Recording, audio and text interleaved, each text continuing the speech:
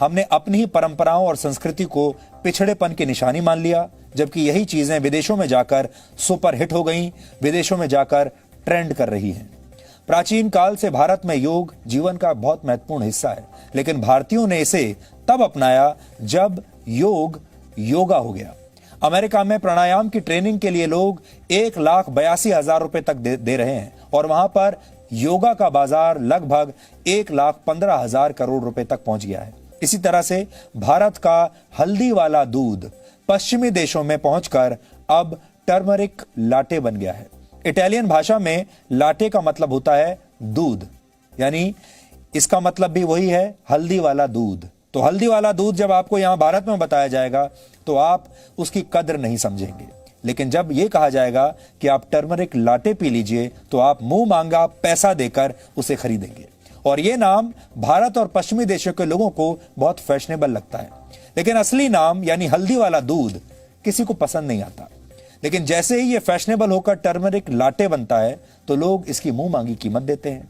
आजकल भारत समेत कई देशों में आपको टर्मरिक लाटे आसानी से मिल जाएगा और बड़ी बड़ी मल्टीनेशनल कंपनियां जो इससे पहले आपको कॉफी बेचा करती थी, अब अपने आउटलेट्स में टर्मरिक लाटे भी बेच रही हैं। यह अमेरिका और ब्रिटेन में एक लोकप्रिय ड्रिंक बन चुका है और वर्ष 2025 तक पूरी दुनिया में हल्दी का बाजार 14,500 करोड़ रुपए से ज्यादा का होने की उम्मीद है। भारत के गांवों में टूथब्रश के बदले नीम के दांतों का प्रयोग अक्सर किया जाता है और वहां यह बिल्कुल मुफ्त में मिलता है, लेकिन विदेशों में इसे च्यू स्टिक्स का नाम दिया गया है और इसकी कीमत 200 रुपए तक होती है। आपने अपने बुजुर्गों को अक्सर गांव में चारपाई का इस्तेमाल करते हुए जरूर देखा होगा। हमारे गांव में आज भी आपको चारपाइयां मिल जाएंगी। भारत में एक चारपाई की कीमत औसतन लगभग 500 रुपए के आसपास होती है, लेकिन ऑस्ट्रेलिया में ऐसी चारपाई 50,000 रुपए में बिक रही है और वहां इसे ट्रेडिशनल इंडियन डे बेड के नाम से बेचा जा रहा है।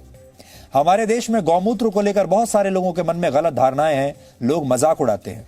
पेट संबंधी बीमारियों में आयुर्वेद गौमूत्र के सेवन की सलाह देता है और कई गंभीर बीमारियों में भी यह फायदेमंद होता है।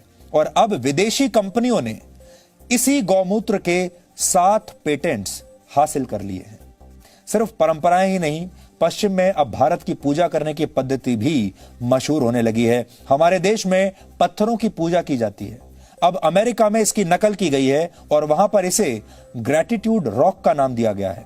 वहां के लोग इस पत्थर को प्रकृति से जुड़ने का एक माध्यम मान रहे हैं।